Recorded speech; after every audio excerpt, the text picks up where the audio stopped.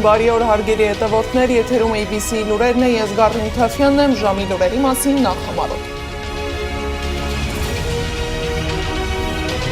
Երկու դատական հայց կարգալույց հոգևորականի դեմ, ինչ է պահանջում Մայրաթորը։ Կարգալույց եղած կաթողիկոսի չի կարող։ Նոր որոշումներ հեծի գործի վերաբերյալ, ինչ վճիռ է կայացրել Ստոկհոլմի արբիտրաժային տրիբունալը։ Խաղաղության խորհուրդը ստեղծվել է, Գրենլանդիայի հարցը լուծված է, միջազգային մամուլն ամփոփում է Դավոսի ֆորումը։ Թմբուկ, դիսկոտեկ ու սրտիկ, նախընտրական քարոզչություն շոուի լեզվով, ինչպես է իշխող ուժը պատրաստվում ընտրությանը։ Եվ Միացյալ Նահանգները պարտք է առողջապահության համաշխարհային կազմակերպությանը, ինչ քայլեր է ձեռնարկելու կազմակերպությունը։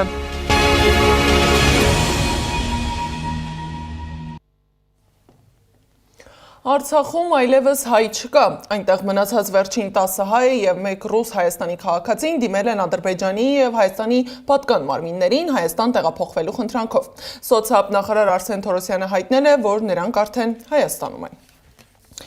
Իսկ Մայրաթորը երկու հայց է ներկայացրել դատարան կարգալույց Ստեփան Ասատրյանի դեմ։ Ըստ հետքի Մայրաթորը Ստեփան Ասատրյանից պահանջում է վերադարձնել եկեղեցուն պատկանող Արշակունյաց պողոտայում գտնվող բնակարանը և Հովհաննավանքի եկեղեցին, արգելելով Ստեփան Ասատրյանին մտնել Հովհաննավանքի եկեղեցու Սուրբ Խորան, Ավանդատուն և Ատյան։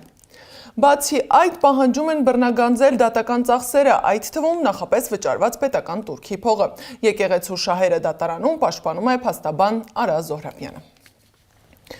Զուգահեռ Ստոկհոլմի արբիտրաժային տրիբունալն էլ հրապարակել է Կարապետյանների ներկայացրած միջնորդության վերաբերյալ վճիռը, որը կառավարությունը ներկայացնում է որպես իր հաղթանակ, Կարապետյանները իրենց։ Գործադիր մարմինն ավելի վաղ հայտնել էր, որ Ստոկհոլմի արբիտրաժային տրիբունալն ամբողջությամբ մերժել է Կարապետյանների հեծի գործով միջնորդության բոլոր պահանջները, եզրակացնելով, որ նրանց պահանջած ապահովման միջոցները հիմնավորված չեն։ Նարեկ Կարապետյանն էլ Facebook-ի իր էջում գրել է, որ Հայաստանի կառավարությունը պարտությունը հաղթանակ է ներկայացնում։ Նա ընդգծել է, որ Ստոկհոլմի արբիտրաժը վերահաստատել է ամռանը կայացրած որոշումը, որտեղ պարտավորեցնում է Հայաստանի կառավարությանը զերծ մնալ հեծի դեմ որևէ քայլից։ Այս ամենի ֆոնին էլ Հայաստանի բանտերում շարունակում են մնալ բազմաթիվ ընդդիմադիր գործիչներ տարբեր մեղադրանքներով։ Հայրենիք կուսակցությունն է ակցիա իրականացրել հաջակցություն քաղբանտարկյանների, համոզված են, որ իշխանությունն ընդդիմադիրներին պահում է բանտերում, որ գալիք ընտրության պատճառով։ Իրավունքների պաշտպանության խնդիրն ենք բարձրաձայնում եւ բարձրաձայնելու ենք։ Որևէ պատճառ չկա, որ այդ մարդիկ պետք է լինեն անազատության մեջ։ Իհարկե, որևէ մեկը պետությանը չի կարող արգելել իրականացնել քննություն, որը պետք է լինի օբյեկտիվ, եւ դատարաններին հնարավորություն տալ այդ քննության արդյունքում իրականացնել արդարադատություն հետազոտված ապացույցների հիման վրա։ Բայց մարդկանց ազատությունից զրկել նմանատիպ օդից վերցրած որևէ իրական հիմք չունեցող հանգամանքներով, որևէ այլ ձև քաղաքական հետապնդումն է եւ այդ մարդկանց Եվ մեր հասարակությանը ընդհանուր առմամբ վնաս հասցնելն է, որևէ այլ նպատակ չկա։ Պատգամավորներ Իշխան Սաղաթելյանն ու Գեղամ Մանուկյանն այցելել են բանտում 10 օր շարունակ հացադուլ հայտարարած քաղբանտարկյան Նարեկ Սամսոնյանին։ Հույդա Գերագույն մարմնի ներկայացուցիչ Իշխան Սաղաթելյանը շեշտել է, որ քաղբանտարկյալների հարցն առաջնային օրակարգային խնդիր է եւ քաղաքական ուժերի հետ հանդիպումների ընթացքում քննարկումների առանցքային թեմաներից մեկն է։ Մեր գործընկերներն ամեն ինչ անում են, որպեսզի Նարեկ Սամսոնյանն անհապաղ հասանելիություն ստանա անհրաժեշտ բժշկական ծառայություններին։ Նույնանման իրավիճակ է նաև Վարդան Ղուկասյանի պարագայում, որն ունենալով կալանքի հետ անհամատեղելի առողջական խնդիրներ եւ հիվանդություններ, շարունակում է զրկված մնալ պատշաճ բուժօգնությունից ապօրինի կալանքի պատճառով։ Արմավիր քրեակատարողական հիմնարկ կատարած այցելության օրը տեսակցեցինք նաև քաղբանտարկյալներ Վազգեն Սաղաթելյանին եւ Խաչիկ Գալստյանին, որոնք իրենց ողջուններն էին փոխանցում ազատության մեջ գտնվող համախոհ հայրենակիցներին։ Եվս մեկ անգամ ուզում ենք ընդգծել, որ քաղբանտարկյալների հարցը մեզ համար առաջնային օրակարգային խնդիր է եւ հանդիսանում է մեր քննարկումների առանցքային թեմաներից մեկը՝ քաղաքական ուժերի հետ հանդիպումների ընթացքում։ Իսկ ազգային ժողովն այսօր արտահերթ նիստ է հրավիրել, բայց առանց ընդդիմությանը ծանոթելու։ Օրակարգում ընտրական օրենսգրքում փոփոխություններ կատարելու հարցներ։ Հայաստան խմբակցությունը բոյկոտել է նիստը։ Պատգամավոր Արծվիկ Մինասյանը ամբիոնից հայտարարել է, որ քաղաքական մեծամասնությունը արհամարելով ժողովրդավարական նվազագույն կանոնները, իրավական նվազագույն պարտավորությունները որոշել է առաջիկա ընտրությունից առաջ փոփոխություններ անել օրենսգրքում։ Իշխանությունը այնքան տագնապած է, որ խոսում է քաղաքական դաշտում, ընդդիմադիր դաշտում մեծ դերակատարություն ունեցող ուժի մասին, Հայաստան դաշինքի մասին եւ խոսում է այսպես կոչված իբր հրահանգավորման մասին, ակնհայտ է, որ հրահանգներով շարժվողը դուք եք, մեծամասնությունն է եւ շարժվում է մեկ անձի հրահանգով եւ այն էլ բռնապետական մեծ հակումներ ունեցող անձի հրահանգով եւ այսօրվա հենց նախագիծն էլ դրա վառ ապացույցներից մեկն։ Սակայն ընտրությանն ընդառաջ միայն օրենսգիրքը չէ, որ փոխվում է։ Քաղաքացիական պայմանագիրը պատրաստվում է ընտրությանը բոլոր ճակատներով։ Վերաձևում է շարքերը, հանում ցուցակից, հեռացնում պաշտոններից, իսկ քարոզչական դաշտում թիրախը երիտասարդներն են։ Սրտիկներ, թմբուկ, երգ ու դիսկոտեք եւ անձամբ Փաշինյանի գլխավորությամբ։ Նախընտրական քարոզչություն շոուի լեզվով։ Ինչպես է աշխատում քարոզչական տեխնոլոգիան, ռեպորտաժում։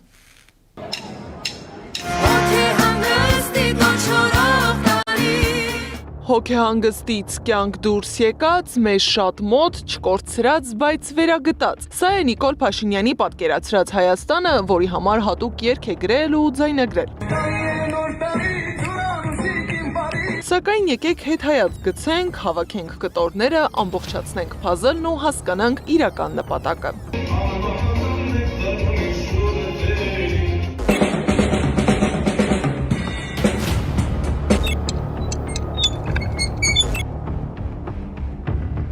Ընտրությանը մնացել է մի քանի ամիս եւ ժամկետի կրճատմանը զուգահեռ քաղաքացիական պայմանագիրը բավական ակտիվացել է քարոզչական դաշտում, հատկապես այն հարթակներում, որոնք գործածում են երիտասարդները։ Ամեն բան սկսվեց Փաշինյանի առավոտյան տեսանյութերով, որոնք եզրափակվում են սրտիկի ժեստով։ Շատ չանցած սրտիկներն սկսեցին հայտնվել ամեն օր ու ամենուր։ Վերջում արդեն մոդայիկ դարձած ժեստը անգամ Երևանի երկնքում ամանորի գիշերը։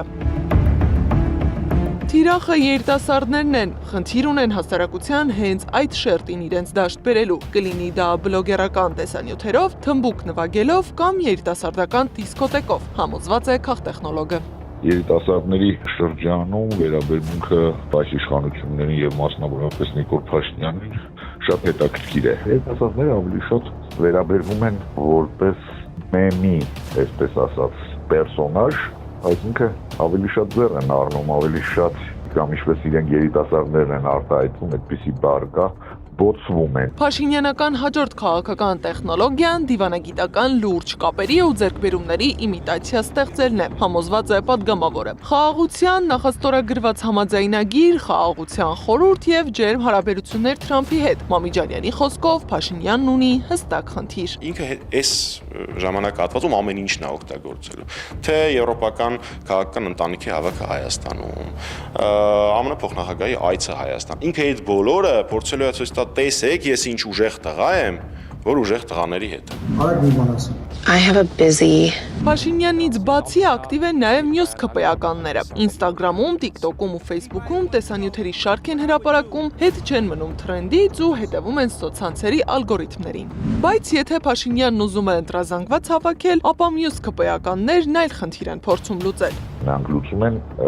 լավ Երևալու Նիկոլ Փաշինյանի աչքին, որպեսզի կարողանան տեղ ունենալ, ընդ որում բարձր տեղել, որտեղ հասկանալի է, որ այդքան մարդ այլևս չի ունենալու ԿՊ-ն ազգային ժողովում, փորձում են հնարավոր ունենալ Նիկոլ Փաշինյանի, Միգուցյան Հակոբյանի համակրանքը։ Լինել ակտիվ, թրենդային, դաշտ գցել նոր թրենդներ, խոսել ու ցույց տալ այն ամենը, ինչը մարդկանց մոտ դրական էմոցիա է առաջացնում։ Սա սոցցանցերի ալգորիթմն է, որ աշխատում է նաև քաղաքական կյանքում, տարբեր մտածելակերպ, մենթալիտետ ու առօրյա ունեցող հասարակությունների վրա։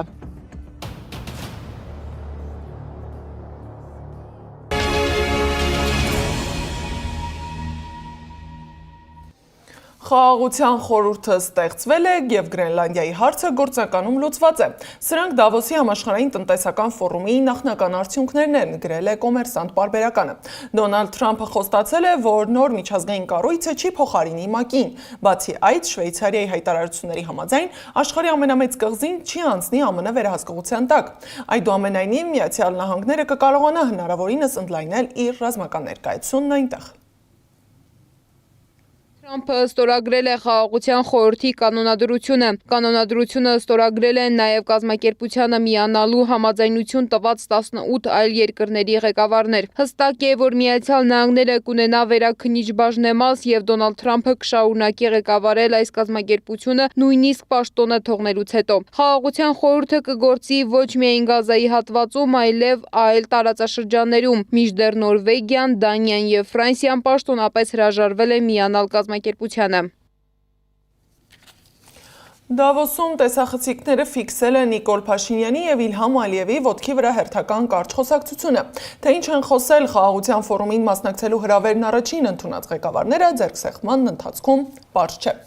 Իսկ Թրամփ-Ալիև հանդիպումն ավելի երկարատև է եղել։ Խոսել են այսպես կոչված Զանգեզուրի միջանցքի և թրիփի մասին, հայտարարելով, թե դրանք նպաստում են տարածաշրջանային փոխկապակցվածությանը։ Ալիևը պնդել է, որ տարածաշրջանում խաղաղություն է հաստատվել, հիշեցնելով իր երկրի և Հայաստանի միջև տնտեսական կապերը։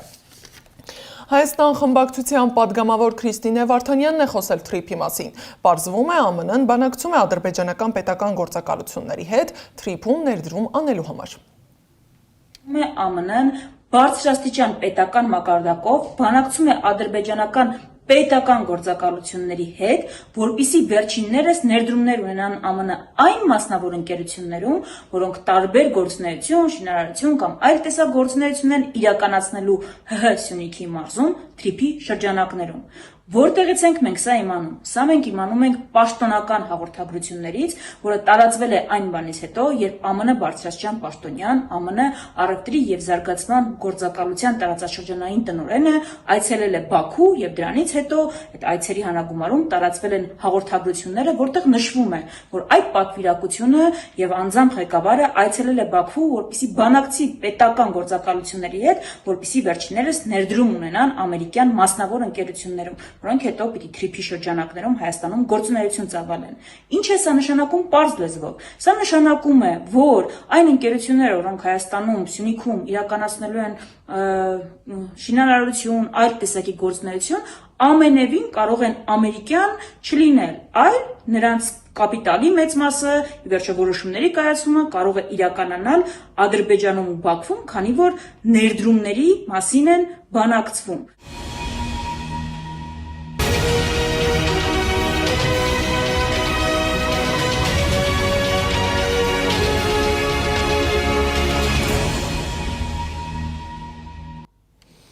Միացյալ Նահանգները դուրս է եկել առողջապահության համաշխարհային կազմակերպությունից, թողնելով մոտ $260 միլիոն պարտք։ Ըստ Բլումբերգի առողջապահության համաշխարհային ասամբլեան մտադիր է քննարկել այս հարցի լուծման իրավական տարբերակները մայիսին։ Հիշեցնեմ, որ նախորդ տարեսկզբին Միացյալ Նահանգների նախագահ Դոնալդ Թրամփը ստորագրել էր հրամանագիր երկիրն ԱՀԿ-ից դուրս բերելու մասին։ Թրամփը մեղադրել է կազմակերպությանը Միացյալ Նահանգներից անարդարացի ծանր վճարումներ պահանջելու համար։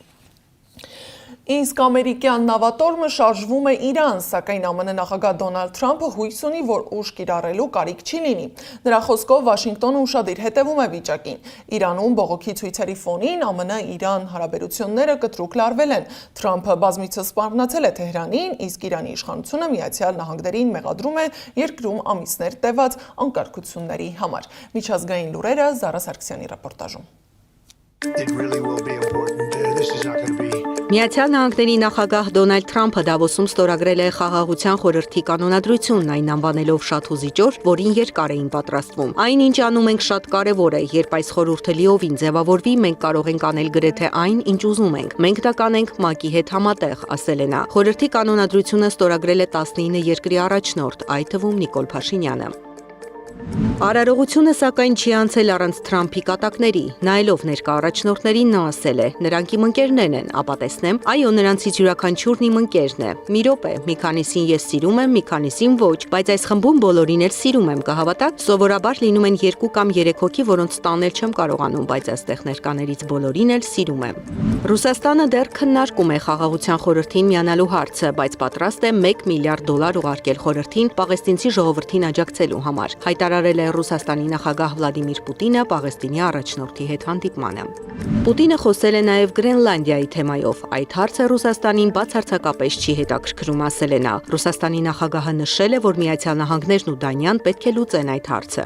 Վերափոխված աշխարհակարգում Աստծո կամքով Թուրքիան կլինի իշխանության առաջատար բևեռներից մեկը, հայտարարել է Ռեջեփ Թայիփ Էրդողանը։ Թուրքիան կլինի այն երկրներից մեկը, որոնք այս գործընթացից դուրս կգան շահած, հավելել է Թուրքիայի նախագահը։ Իսպանիան Եվրամիությանը կոչ է անում միասնական բանակ ստեղծել որպես զսպման միջոց։ Այս մասին ասել է Իսպանիայի արտաքին գործերի նախարար Խոսե Մանուել Ալբարեսը։ Համատեղ ջանքերն ավելի արդյունավետ կլինեին, քան 27 առանձին ազգային բանակներն, ասել է նախարարը։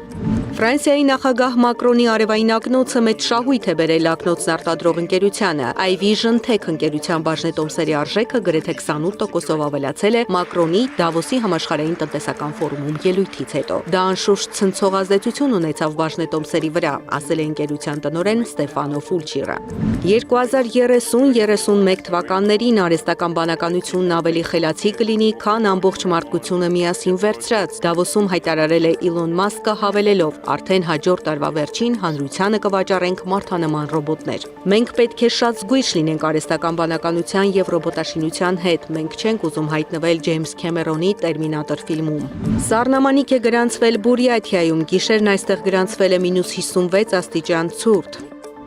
Եվ վերջում ռուս տիեզերագնացը տիեզերքից նկարել է Բևեռափայլը։ Նկարահանումը տեղի ունեցել վերջին 20 տարվա ամենահզոր արեգակնային փոթորիկներից մեկի ժամանակ։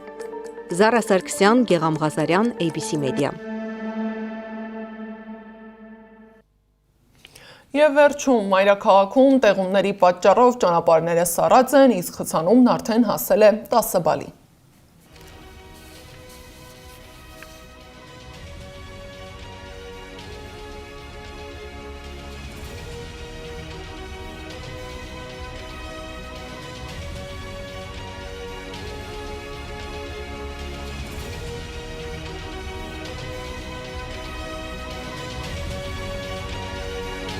Այս ժամի համար նախատեսել էինք այսքանը, շարունակեք հետևել մեզ YouTube-ում, Facebook-ում, Telegram-ում, WhatsApp-ում, Instagram-ում ու TikTok-ում կամ այցելեք մեր պաշտոնական կայք www.abcmedia.am։ Ժամը 18-ին եթերում կլինի լուրերի գլխավոր թողարկումը, տաղավարում կաշխատի Աննա Սարգսյանը։ Շնորհակալություն ուշադրության համար, առայժմ։